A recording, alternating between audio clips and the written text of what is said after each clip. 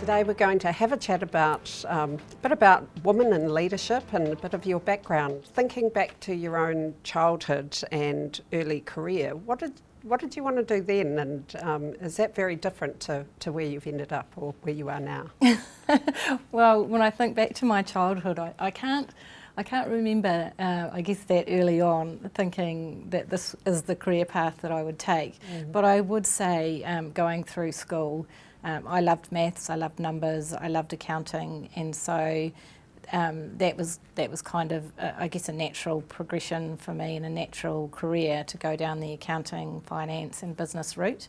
So I did do that, and but I also did a law degree as well. And it's one of the early memories I remember of my father saying, you can't just do an accounting degree, you need to do something else as well. And so I went, oh, what am I going to do? I think law is a natural fit, and so I ended up doing both degrees.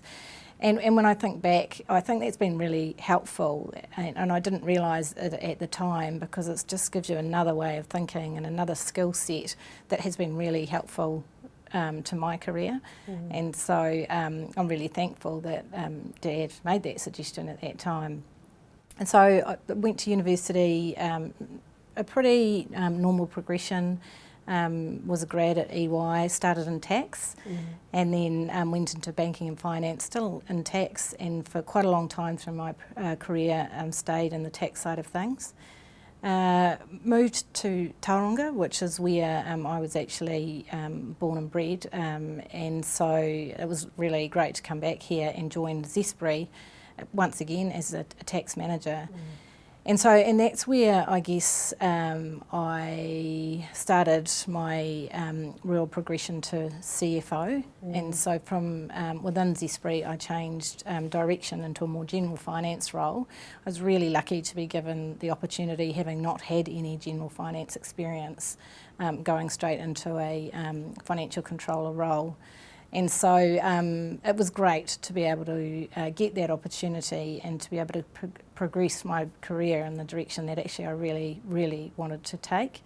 And so I've loved that change in direction, although still in finance. And from there, I did do an acting CFO role at Zespri for a short stint, and then now I've joined Craig's. Throughout that journey, what are some of the learnings or things that maybe you wish you could have told yourself earlier in your career? Yeah, so I guess one of the learnings which I wish I'd sort of thought about earlier was be prepared to make mistakes and be comfortable about the mistakes you make. Some of the mistakes I have made in my career have ended up being the biggest and best learnings that I've probably had. And so I think that's really important to understand that it's not necessarily the mistake that defines you, but it's how you work through that and how you learn through that.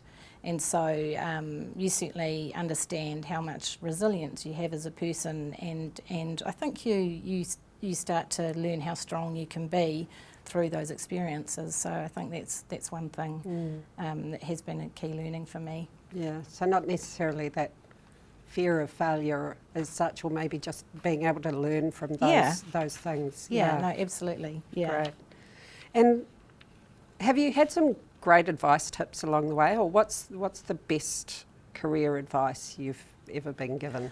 Oh gosh, what is the best? Well, certainly one that I think has been really valuable for me was when I did take on the acting CFO role at Zespri, and one of my colleagues said to me, just be yourself, Rebecca, and understand what contribution you can make. Don't try to be anyone else.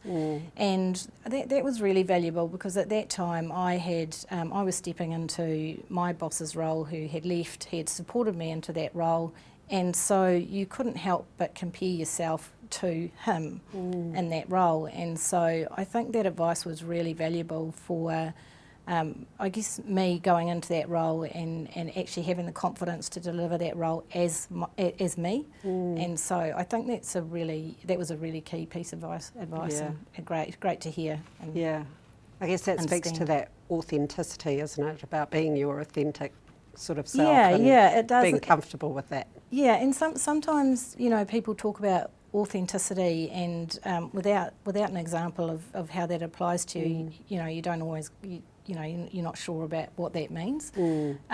But certainly, yeah, that was a great example for me.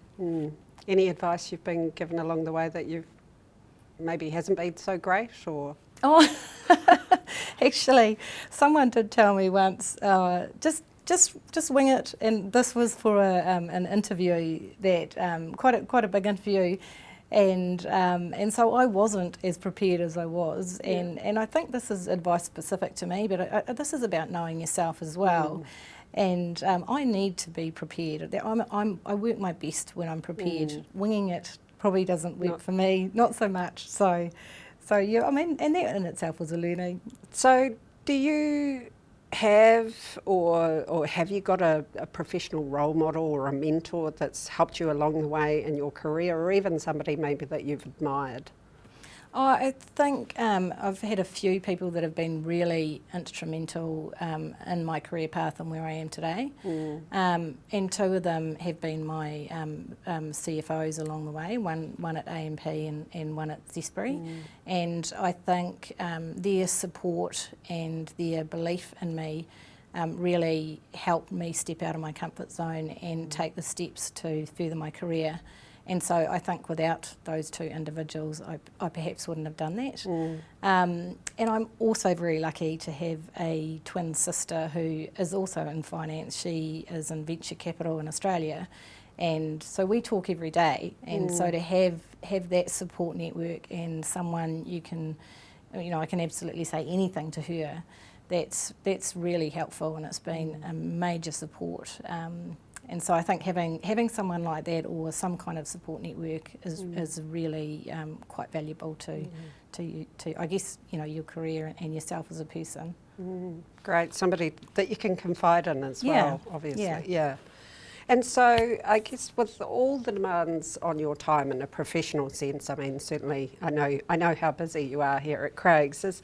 Do you have any strategies to manage your own, I guess, well-being, both in a mental and a physical sense, just to balance all the demands on your time?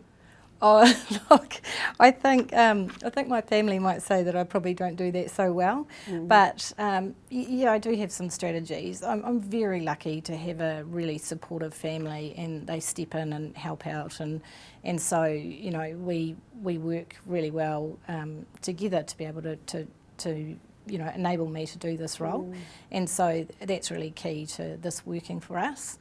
And, you know, also I think it's really important to understand your energy, because I think what's happened for me over certain times, there are certain times in the day where I work better and certain times where I don't, and that has changed over time. And so, you know, just taking breaks when you need to, and I love to go up the mount, so that's my, you know, real happy place. So I think the times when I don't do that and I don't look after myself, you know, I don't work to the same optimal levels, and I'm probably not at my best when I don't do that.